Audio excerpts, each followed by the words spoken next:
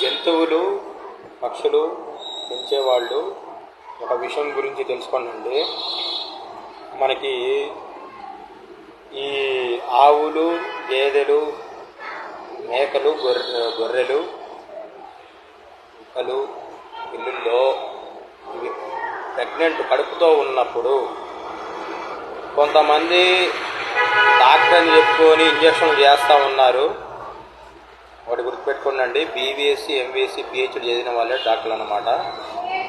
వాళ్ళు కాకుండా ఎవరు వచ్చి మీకు వైద్యం చేసినా వాళ్ళు మాత్రం డాక్టర్లు అయితే కాదు.